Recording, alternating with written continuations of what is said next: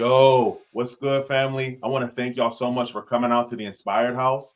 I'm Desmond Davis, your host, and y'all, we have a fire guest. And so I'm so excited to introduce to some and present to others my man Omar Eltakrori. What's good, bro? Bro, honored to be here. Excited to talk about how we can inspire other people. But dude, more than honored to be able to have a conversation with you and just chat it up, bro. Thank you for having me. Yo, bro, you're too kind, man. I appreciate you. So you have like a lot of just flat out success. I mean, you've you've kind of done so many things and your hands involved in so many stuff. What what do you do that would leave people inspired? Yeah, I would say, when people ask what it is you do, I usually start with I'm a content creator. It truly is what I do. Like if I get paired up and I go golf with another twosome, they ask what do you do? I make videos for a living, and so I'm a content creator for a channel called Think Media, which has been cool to see the evolution of over the past, I think now 6 or 7 years.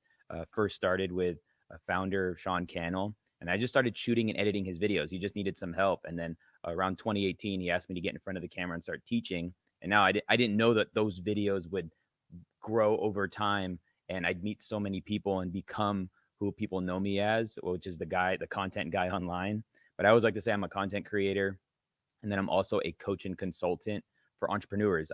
I teach video or try to make video accessible for people that see it as an obstacle, and they know they need to be doing it, but they need some direction, they need some guidance, they need a tour guide. And so being able to help people in various different ways, whether that's through my coaching program, the video department, or through VIP days, which I call dialed in a days, where I go in to somebody's business and I actually build out their setup, train their team on it, and it's a very valuable day.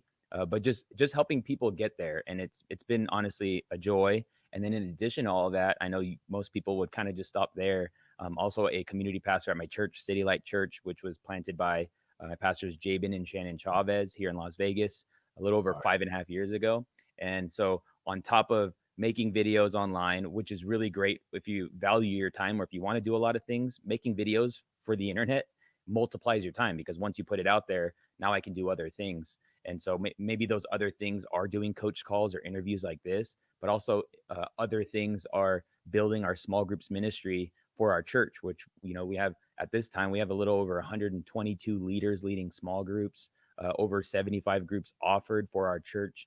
And being able to lead that, in a creative, strategic way has been one of the biggest, blessings of my life. And even just, pioneering alongside pastors doing a church plant, and then seeing it, go through what it went through in 2020. But then now on the other side, probably one of the fastest growing churches when you compare it to other churches, being in the most unchurched city and state in America. And so it's really cool being a part of all these things, and then even just how God's using that to inspire people. So I'm finding I'm running into a lot of people who are in ministry that are either creatives or they're even pastors, and they know that they need to be taking their video presence online a little more serious and stewarding that better, but also running into entrepreneurs who don't know God and just serving them with knowing with what they need help with. And then over time, conversations stir up, and then we get to talking about God. And it's been cool to even use what I do in business or professionally as an entryway or a ministry per se, and then get people in to God's house, or in a relationship with Him. Yo, wow. So then how do you kind of then balance the, or better question, do you feel a sense to even balance the whole business side along with like your faith and maybe sometimes the knocks that like Christian entrepreneurialism can like get, if that makes sense? How have you dealt with that, with this whole idea of like Christians and business and things like that? I definitely would say, like the word balance, I always try to replace with rhythm, because it's one. It's not like either or, it's both and. So when I think about what I'm doing in business, it's more or less like sometimes I get pulled to do more, business type tasks, and duties and things like that. Um, and then there's other times where I'm like, I haven't even touched my business all week, but because I'm building the small groups semester, and Mhm. so I find it like it's more about a rhythm more than it is a balance. And I don't know. I mean, I wouldn't say I'm so.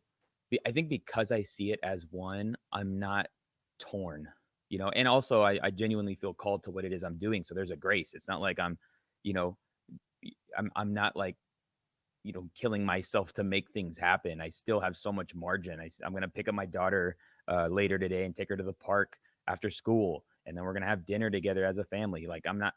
I would say I occupationally I'm very like part-time. Even my brain shuts off at like 2 p.m. So I mean, all that to say, I think walking in your calling, that there's a grace for it, and finding your rhythm of grace. I think there's actually a book called the Rhythm of Grace, which I haven't read, but when you read the title of the book, it tells you what the book is about. So you don't need to read the book. There you go. You're welcome. But no, just kidding. But the message paraphrase says tap into the unforced rhythms of grace. And so I'm not really forcing anything. I think maybe it looks more intentional from outside than it does, than I really am. I'm really just doing Drake. I'm doing me, and God's just honoring it, and it's been really fun. So yeah, man. I mean, I just don't. I never want people to think that they have to decide, but they do need to know. They do need to know what they're supposed to do, and Yeah. and I have found just in my entrepreneurial journey, I've kind of been on my own. I haven't really been a W-2 formally somewhere since 2016. So I've just been kind of like on this journey of discovery and entrepreneurship and business. And I honestly feel like it kind of clicked around this year, like the idea, the concept, the principles of business. But I would just say that I really believe God's hands on something if not only did it comes naturally to you and it's with ease, but there's Yeah. provision in it. I think sometimes people think their purpose and their passion it ends there. No, it has to lead to profit. Like God has to provide. Like there has to be an exchange of resource for you to actually live and like even so, provide for your family. And so finding that intersection is a beautiful thing. And I honestly believe like with God, you will, he'll lead you there. God wouldn't make you do a thing. And this, I mean, I could rant on this because I'm learning so much about it, but Mhm. God wouldn't lead you to do a project and not see profit from it.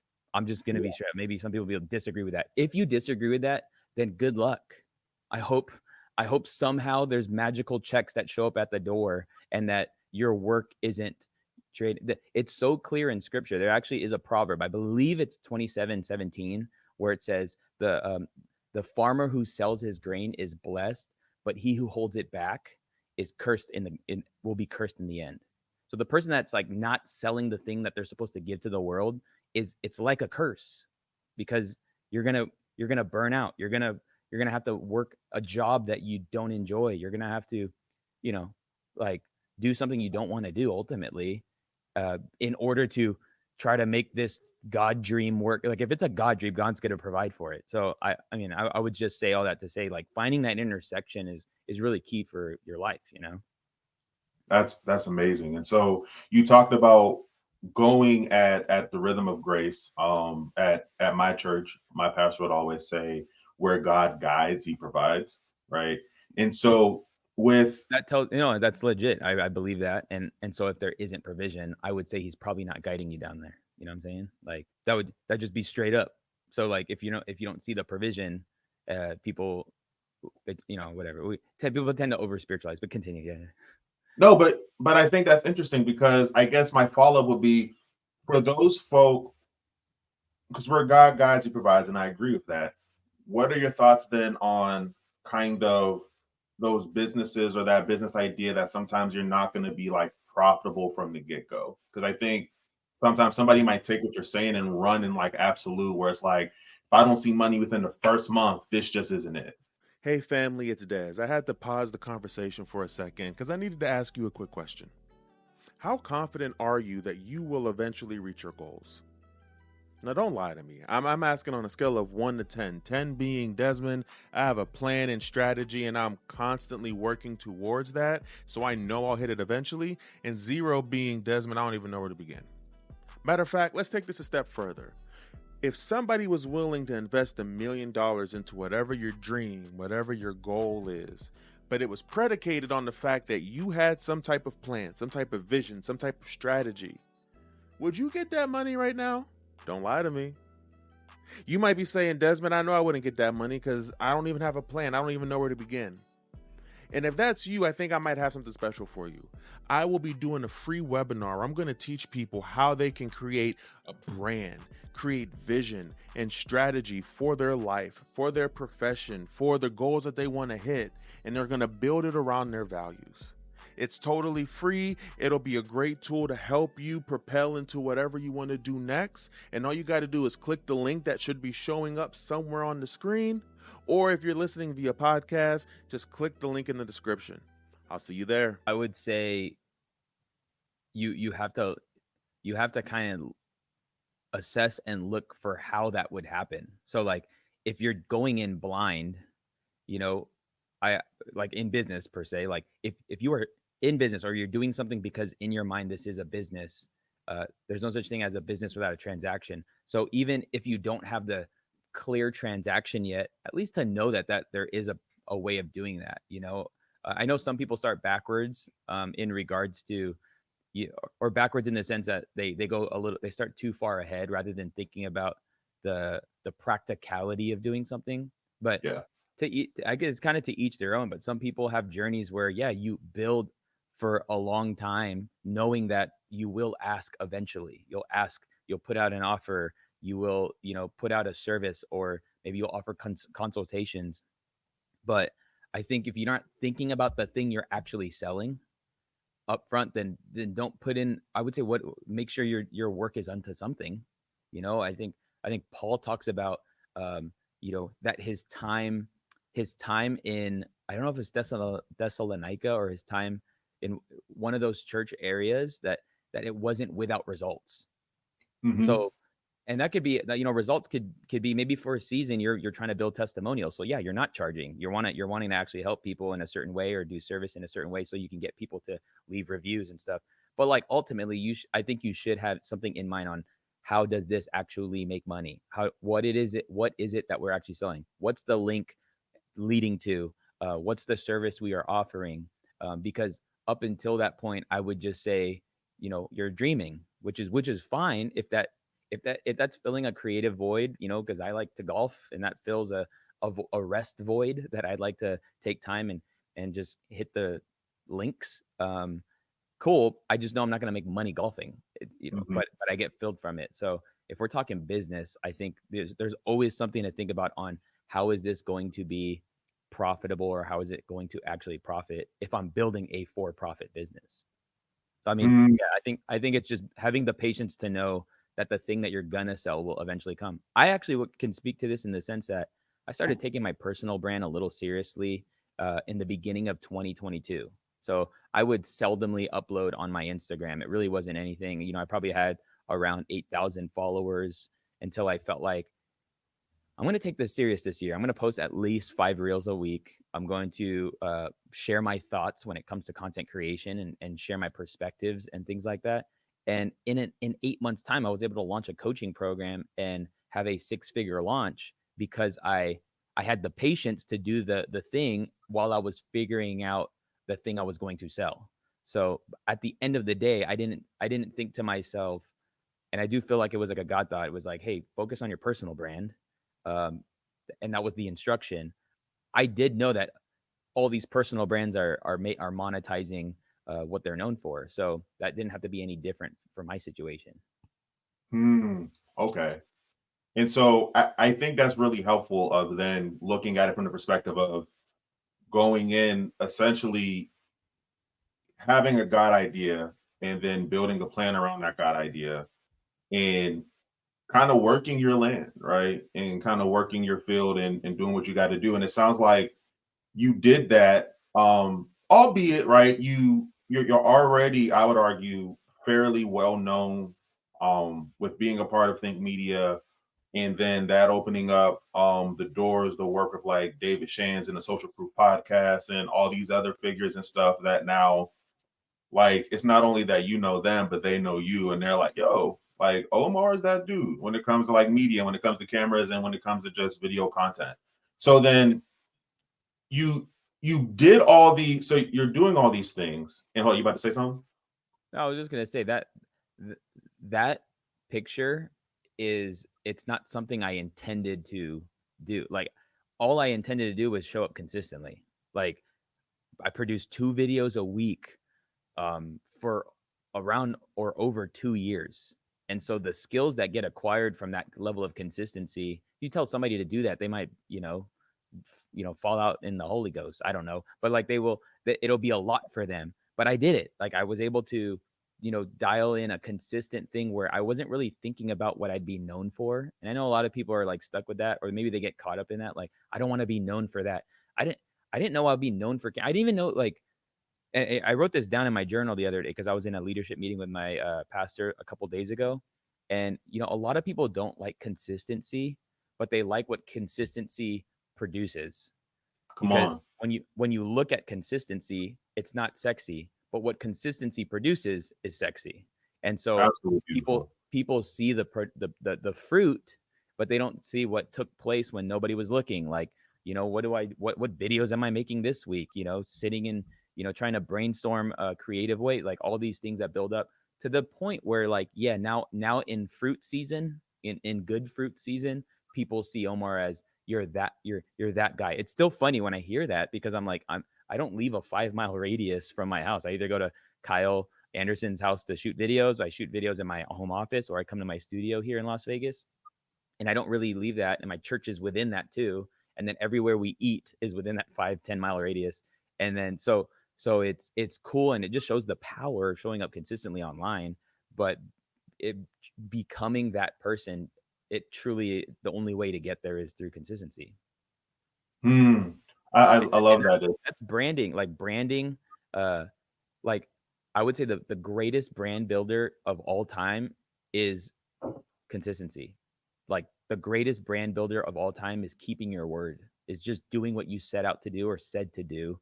And my business coach talks about how even Jesus, or like John chapter 1, where it says, in the beginning was the word, and the word was with God, and the word was God, and then the word dwelt among us, and we beheld his glory. So Mhm. when the word dwelt, when God did what he said, we were able to hold on to it.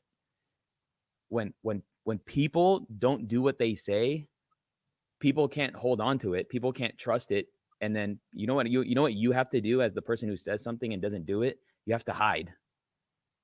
So like you're so we hopped on this call, and you're like, dude, I'm so grateful. I wouldn't imagine that you'd be able to take time and do a conversation with me. Well, it's because I said I would. That's why I'm doing it. I mean, it's actually less like, and dude, I'm of course I'm doing this for you, but it is less about you and it's more about me. I said I would do it, so here I am. And what does that produce? It produces consistency. It produces trust. It builds my brand. Like it and my brand is more than just an audience. My brand is truly, what do people feel when they think about me? Like I hope they feel that I'm just helpful. I'm like, I hope they feel that I'm serving, like I dedicated my life to serving people with their problems or Mm. in their problems. And yeah, a lot of people are surprised that I get back to them on Instagram. Oh my gosh, you're actually responding? Like, yeah, I mean, it's me, but I'm about this life, like I mentioned earlier. But yeah, dude, keeping your word is the number one thing you can do to be more like Christ. Mm. Straight up. Like that's, if let's you don't have to be a theologic, you don't have to be a theologian or a seasoned believer to actually do that, to just Mhm. do what you say and say what you do. That's a fact. And also, not for nothing, with all of what you're saying, that consistency, right, is like being consistent is being more like Christ and being more kingdom. And kingdom principles work really well and are really good business principles, right? And 100. so I it's would say it like kingdom. God's principles, this is what Myron Golden says, God's principles are like God's automation. It's it's actually no respecter of persons. It's Mm, you don't have to believe in God to apply his principle for it to not work or for it to work. So if God said, because there's so much, if you will, then I, if you will, then I. And so you don't have to be, you don't have to know God to apply his principles to see actually the benefit of what his principle does, because they're truth. So they're no mm, respecter of persons. And obviously it helps to know the guy that gave you the principle. But fact. I was, people, I have to go to, I have to go to secular business conferences to literally learn biblical principles, just said in a different way. People stumbled on something that works. Hey, did you know that if you give value, that like your business will grow? Like if you just commit to, well, the Bible says it's more blessed to give than to receive. So Come on, yes, yo. blessing comes when you give. Anyway, okay, I'm ranting. All right, go ahead. But no, but those are that's that inspiration that I'm talking about. And so it's clear that you have like godly inspiration and you bring that into business. And what I appreciate is that you're also talking about this idea of your brand, right? And your brand isn't isn't what you put out, it's what you do. It's what you do consistently is your brand. Right, And 100. and that speaks to me and a lot of like with what I'm doing, trying to help like Generation Z professionals and helping them create a brand and doing courses and ebooks to help them build their own brand statements and stuff. And really, it's just helping them build value, right? Helping them build their own set of values that they can operate and try to walk out authentically. And so you've been so consistent with your brand and with what you got going on, with the video creation, with Think Media, with being a pastor, with being a husband and a father, and being, I'm sure, a friend or in sibling. You got siblings? Yeah, I got a couple of siblings. I'm now a podcaster. Yeah, You so like as I'm saying, bro. You like you're a course creator, and it's not like one of those join my course where you're not gonna really get any value. Like you're like shoot, I'm a part of your course, right? And that was an investment, and it's been fire because seeing the content and seeing like what a quality course looks like has been really impactful, and even what I'm trying to do with building courses. And so clearly, right, like you're that dude, and you haven't been trying to do anything besides just being who God called you to be. I guess where you haven't always been like in the front the way that you are. And so I'm interested in kind of knowing, where does this come from? Where did this like start? When did your journey into being who you are today kind of start? that's a great question, because yes, I currently at this moment, I spent maybe double the time behind the scenes than I have been in front so far. So like, I've been doing video for 15 years, and for more than 10 of those years I was behind the scenes. And sometimes behind the scenes could be awesome, and it is awesome. It's why I'm able to teach what I teach. It's because when I also did I was in the Nevada Army National Guard. I did 7 years as an officer. And when you become an officer, you can either go to college and become an officer, or you can enlist into the army, learn what it's like to be at the lowest level, and then go to OCS and become an officer after you've gone through that. I personally have found I was not as good as an officer as I could have been because I didn't go the enlisted route, then become an officer. But in the same way, I've been enlisted in video for over a decade. All the new think about all the nuances, and from the place of just doing creative projects like vlogging. I was vlogging back in 2008 and 2009, uploading them to YouTube just out of pure passion, and then getting hired at a local church here in Las Vegas and becoming the creative director and learning how to use video to move people, whether that's through signing up for something or to be aware about an event coming out, or a conference or something, and just learning video in that sense, to then stepping out on my own and essentially starting a solopreneur type of agency where I'm the guy, coming up with the idea, I'm shooting the idea, I'm editing the idea, I'm invoicing, I'm doing my own taxes, I'm doing like I was just solopreneur season.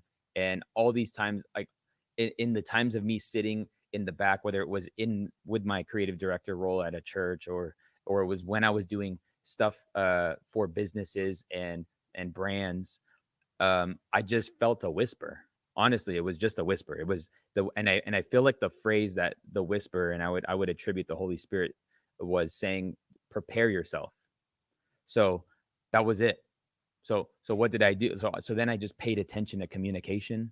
I paid attention to people who I was filming. If they were great at communicating, if they were not good at communicating, then I was coaching people I was filming. I'm like, hey, restart and just say it this way. So then I started developing the skills of communication, so that when the opportunity came, that I wouldn't say I was 100% ready. Nobody's 100% ready when opportunity comes, but I was prepared.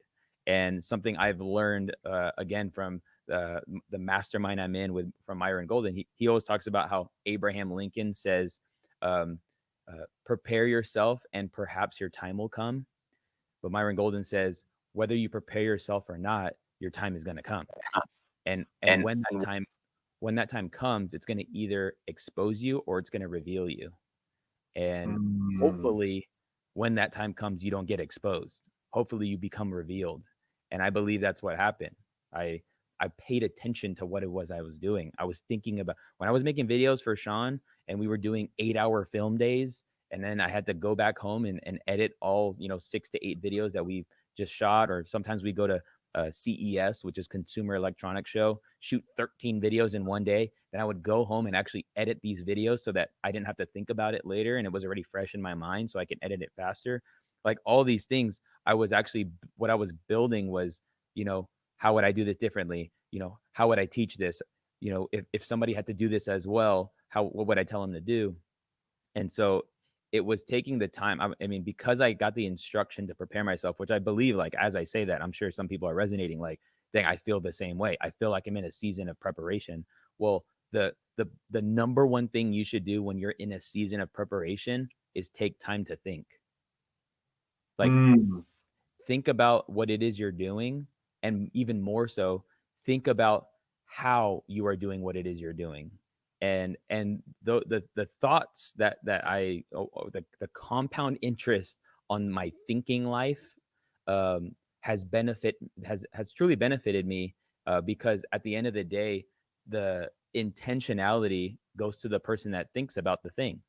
So, like, we all want to be intentional with what it is we do, but we're all accidentally stumbling into failure or success. So if you want to take time, if you want to be intentional about what it is you're doing, or be intentional about your success, I would say carve out time and take the time to actually do the hard work of thinking about what it is you're doing.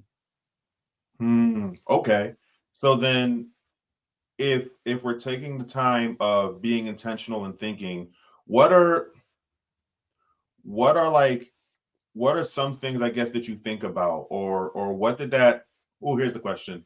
When you were behind the scenes, what did those thought processes look like? And follow up, what did you do to stay focused? Because I think sometimes when we're working behind the scenes, especially if we feel like we have a particular purpose, or I think in our worldview we would say you have a calling, right? When you know that you have a calling and you're wrestling, I think sometimes with that, what were things that you did, and what were ways that you were thinking to stay focused when you were working behind the scenes, knowing that there was something tugging at you that you were going to be stepping into? What did that look like?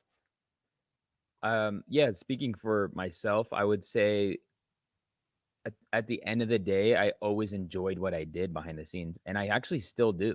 Like, I still enjoy, finding the best shot. I still enjoy, like my friend Kyle, he's the director of Think Media, the channel, and he also oversees the production at our church, which I would say, for being a set up and tear down church, it's an incredible live stream. But just the nuances of making it better. Like, I think if you're asking for maybe one word as to how I was able to, like, get through a season of being unseen, it was probably obsession. Just being obsessed with the craft, being obsessed with being better, being obsessed with how to level things up.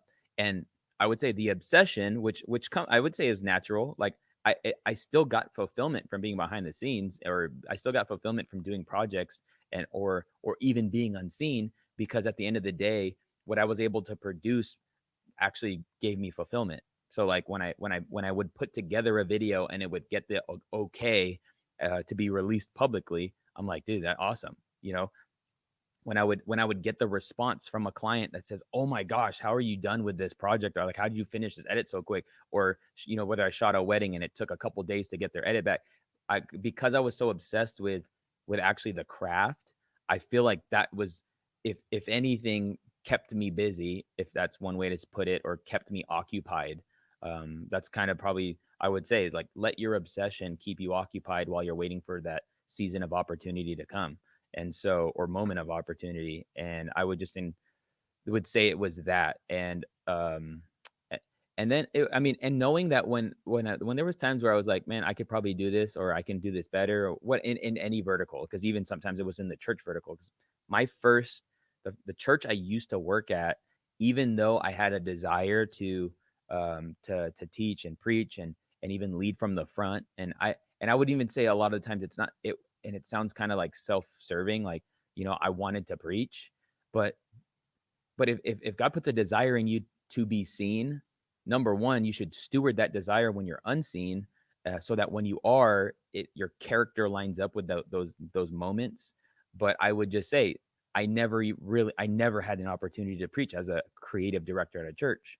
And then my pastor, Javen Chavez, trusts me with a platform on a Sunday to speak to adults. And I'm, what was I?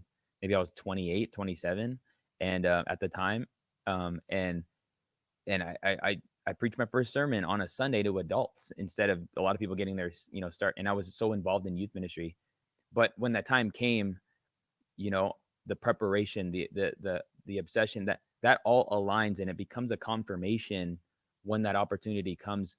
If you do perform, if you do show up for it, and it's like, because people can feel your heart more than it is like you say. And I cringe when I watch my first sermon, because I just, I had no feel for the room. I was so occupied following my notes. And like over time, it takes the reps to become a little bit better at public speaking or being in front of people. But then, but at the end of the day, at least like the heart was there, and Yeah. the heart has kept me here. And so, yeah, dude, I would say obsession in the season. And if you're dreading what you're doing because you think it's a means to the next step, I actually probably think you're on the wrong ladder. Like, you're probably not on the wrong, you're probably on the wrong path. Like, there was actually a moment where I felt conflicted. I thought I had to separate the two. I thought, like, man, there's no way people respect me as a pastor if I'm a guy making videos. I genuinely had that thought. If Hmm. I'm behind the scenes making other people look good, why would somebody listen to me spiritually, in leadership, take my advice, or want to seek me as someone they can get wisdom from? I genuinely had that thought. But it was when I accepted the reality that for me it's both. For me, they will. For me, I'll pave the way, if because I haven't seen that. And that's kind of why I was kind of a little frustrated, because I was like, man, what, I don't know anybody who is actually leading in the charge, being a creative kind of leader, but then also having a shepherd's heart and leading people spiritually. And so I'm finding that now people with the same desires are starting to DM me, or they're noticing what I've done, or noticing what I'm doing, and they're seeing like, oh, it is a possibility. Like, you Mm. can build something, like, or not build something, but you can be, like you've said a few times, like, you can be that guy, or you can be that girl. But yeah, just step into what it is you're supposed to do. I like how when you said that, you're talking about you. It was a passion, and you. It sounds like you were able to have the balance and the duality of, and being obsessed in a healthy way, passionate about where you are in that moment, knowing that eventually, right, that God, if you said this, it's going to happen. And so you're able to kind of sit in that moment and be present there. And I think that's really important because with what I was doing before, I was working in higher ed. I was working in colleges, doing my thing, dorm director, right? Shout out first off to all dorm directors because it's a thankless job. You don't get paid a lot, and the only real benefit is you get a in most cases a really nice apartment and you don't gotta pay for housing and bills and all that stuff. Like that's how I was able to marry my wife, right? Because there was no way that little not for nothing like $30,000 a year was gonna be enough to provide for me and my wife. But in that season, working with college students, working with Generation Z, and seeing kind of a lot of what you're talking about show up, there's this consistent thread of they want to pursue that next thing, and they're almost looking at their current state, looking at whether it's college or whether they're an internship, and they're looking at it as like an obstacle instead of an opportunity. And I think with what you're saying, there's that reframe and that rethinking of looking at the space that you're in as an opportunity. Does that sound about right? No, 100%. I would 100% agree with that. Fire. Okay. So then I guess to kind of follow up with that, with kind of the process that you took to be kind of the person who was working in the back and making things happen. I think there's some really amazing business principles there. And I guess now even though you're still someone that you said that you like to zone in on the shot. You like to still be in the background and make things happen. It sounds like there's this heart of service. That's essentially kind of the thing that I'm hearing, and that's I'm hearing thread throughout is this desire and this heart to serve other people. And you're serving people whether you're in the background, you're serving people whether you're in the front, preaching your first sermon, which by the way I resonate with. My first sermon, bro, was terrible. All right. It wasn't terrible because it was like right because it was to the glory of God. But in terms of like quality of presentation, I Right. flat out told folk, yo, if you don't serve God, you're gonna end up in the obituaries. And I walked off stage. Right. And it was just flat out. My dad didn't let me preach for like a whole year, but it was terrible. All it took was one line. That I, was it. I was thankful enough to just, like the content, like I didn't take liberties. And I think there's wisdom in that, like stewarding those opportunities where it's like, okay, I know I have the opportunity to do this, but I'm not going to take liberties. I'm going to stay online. I'm going to, keep to the time.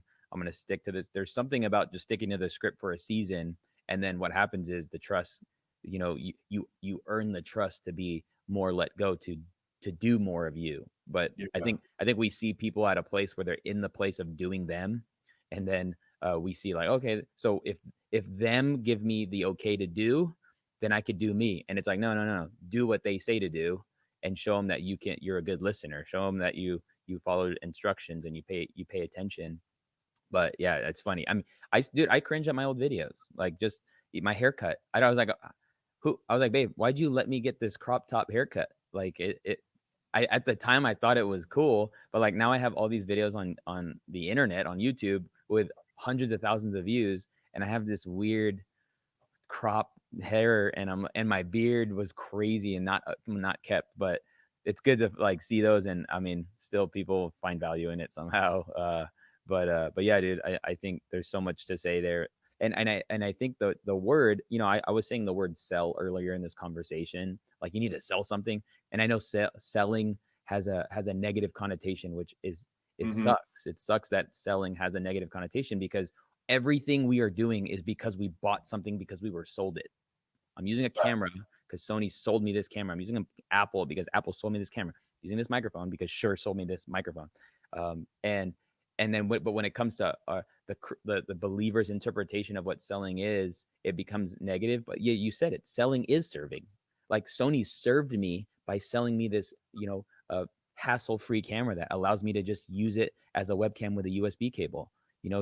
Shure served me by giving me a mic that doesn't need a preamp. I know I'm like losing people with all this tech talk, but like they created a new mic that's making it easier for a guy like me. So yeah, I think, I mean, if the reason why you had me come on this to interview me and have this conversation was probably because you see a little bit of my life and you see that there's some level of success in or around my life.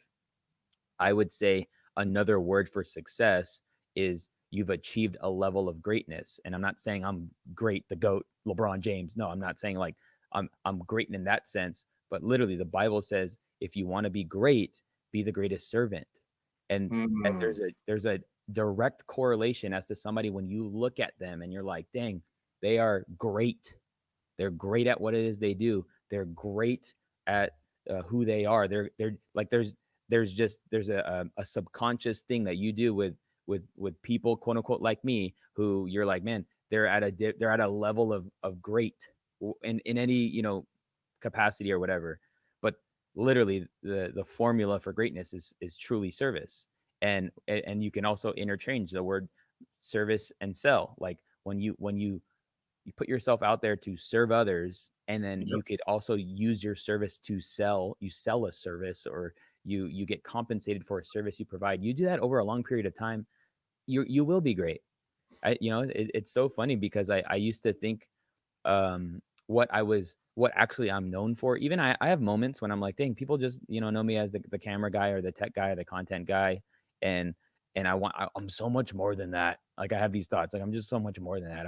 I can help people break through, and I can help people with their life, and all this like super weird desires that we all have. Just want to be Mm. generally known for everything.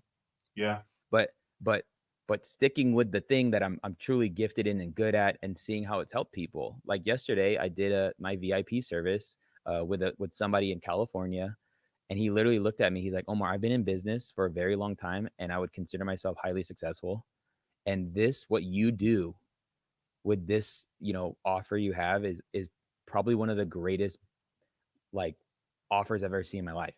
Like I was able to come to work, do all my Zoom calls, and then after lunch come and you train me how to use this and my team how to use this, and I'm so pleased with how it looks. He's like, I purchased Teslas. I purchased 4 Teslas in my life because of how easy it is to buy a Tesla. You just go on the website, you hit buy, and then a Tesla shows up. You go to a dealership, you're gonna have to go do paperwork, and then you're gonna have to go in from this room and then talk to this person, and then and Mm. because I maximized on my ability to serve a human being at a high level, it was not only valuable for me, but it was highly valuable for him.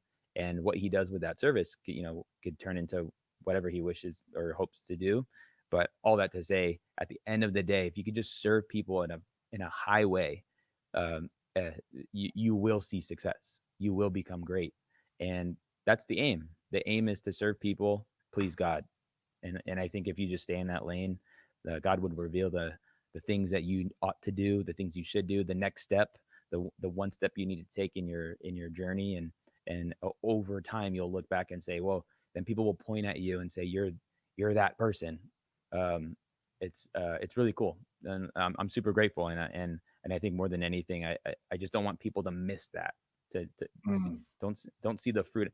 Here's the suckiest thing, honestly, about social media is we see people on social media and on YouTube, and they make what they do look so easy. They Mm. and then because it looks so easy coming from them, we think it's an easy thing. Come So on. so then we go down the path of like, I'm just gonna do what they do because they make it sound easy. And then you start going down, it's like, no, they have the amount of nuanced decision making and the amount of nuanced troubleshooting and the amount of human interaction all compiles to this place where what it is you do, you make it look easy. And that's a good place to be as the person, but it's unfortunate for the person that thinks it's as easy as just doing it. That's probably the biggest mishap that's happening on social media, right? Like real estate investing just looks so easy, you know. Hmm.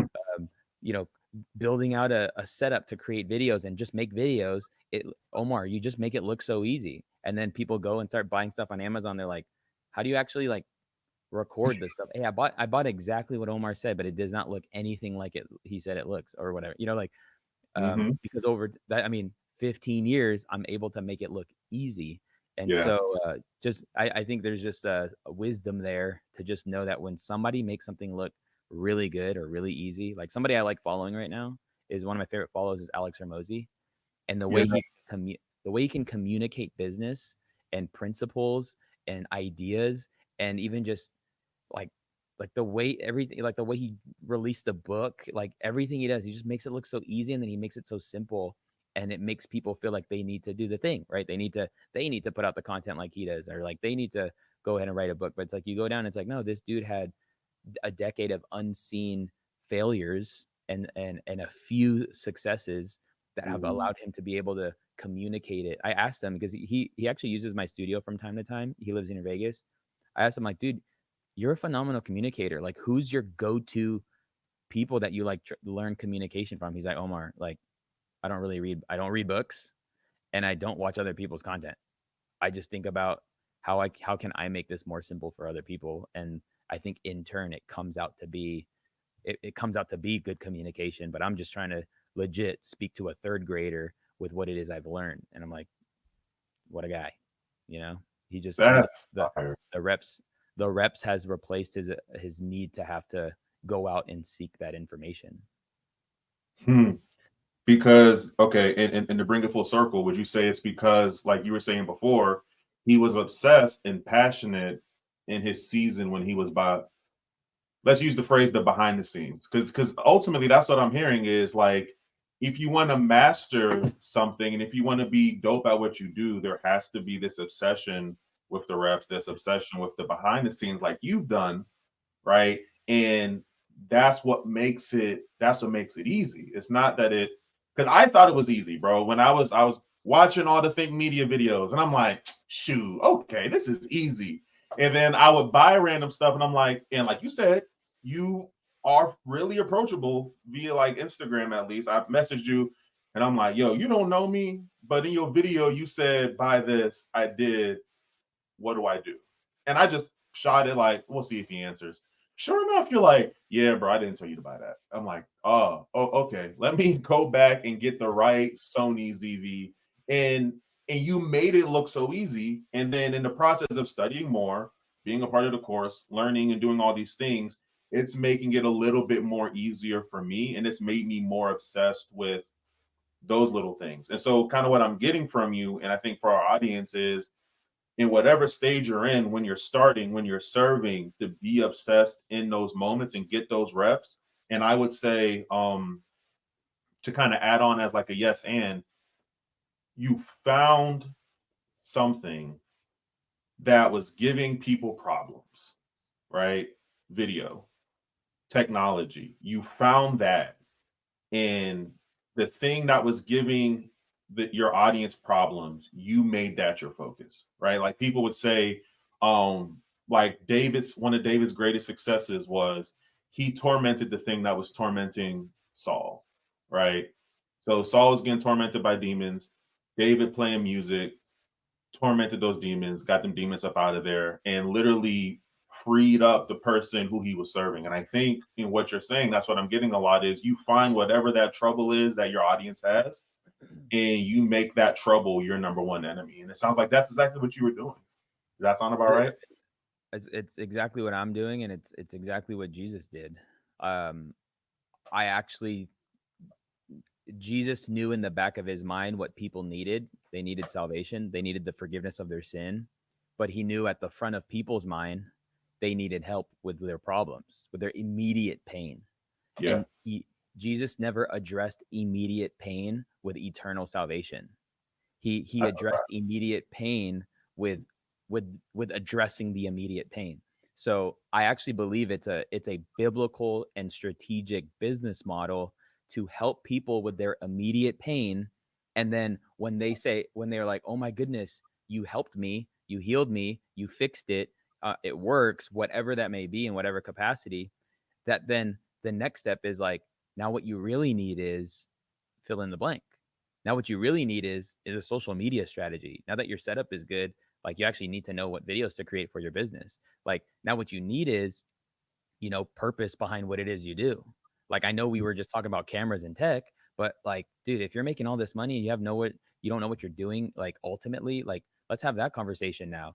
It opens it up for that, right? Like it and I've just seen it work for my life.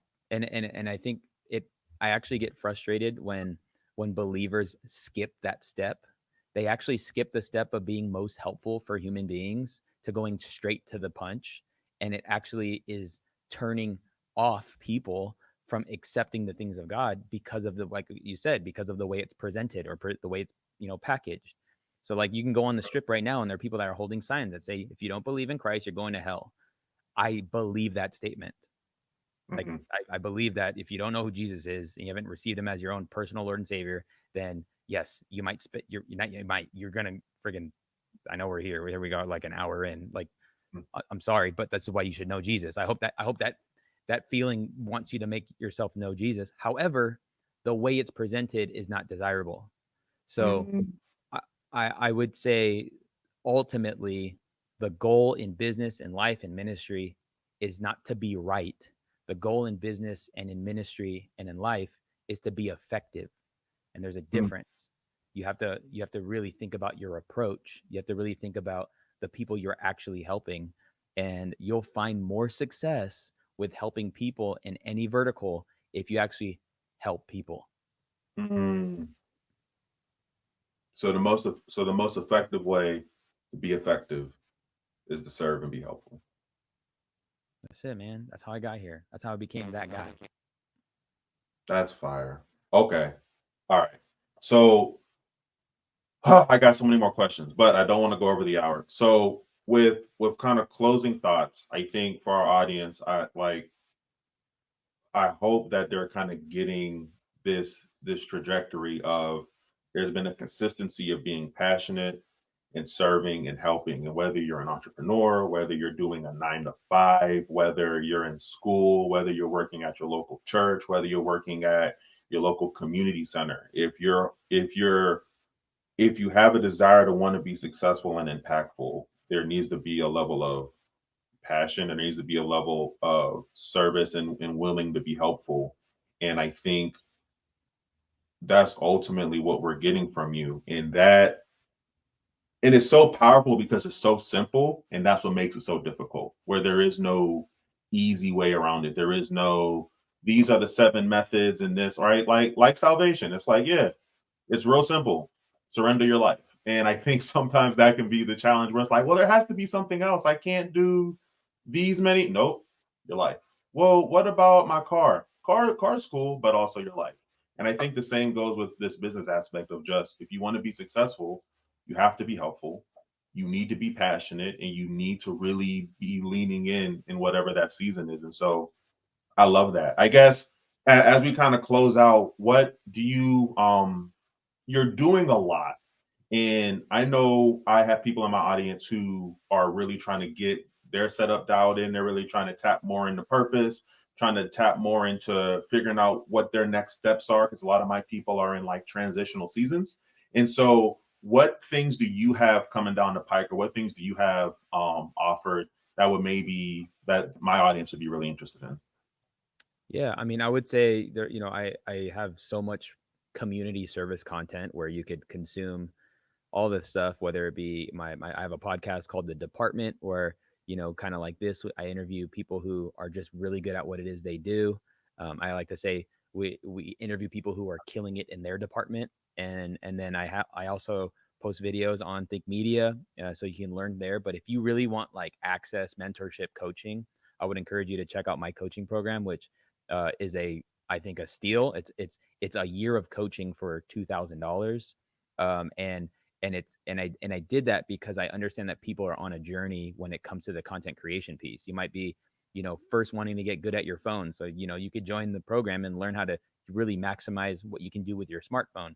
But then maybe 5 months down the line, you're ready to make that purchase, get the stuff set up and all those things. Well then you can hop on the call. We do bi-weekly calls and then ask the question to make sure that you make the right purchase, to make sure that you tweak it and get it to looking as best as possible. Because I do believe if you look and sound your best on camera, then more people will actually gravitate to what it is that you're saying. Obviously you got to say something of substance, but when you put all that stuff together, it's actually pretty powerful. And seeing like the result of building a personal brand, it really is, I would argue, the fastest path to building wealth. Because even in I could not probably have grown in equity in my home in a year's time of $100,000, but posting videos consistently building my personal brand in about 8 to 10 months gave me the ability to make $100,000 in essentially a day or a week. And that has come because a personal brand is something that is of value. And so I say all that to say, if you want to check out the coaching program, I would just say check out the link in the show notes or in the description, and see if it's something that makes sense for you. Yo, that is fire. Ladies and gentlemen, Omar Eltakrori. Thank you, bro. Thank you. Honored. Thank you for having me.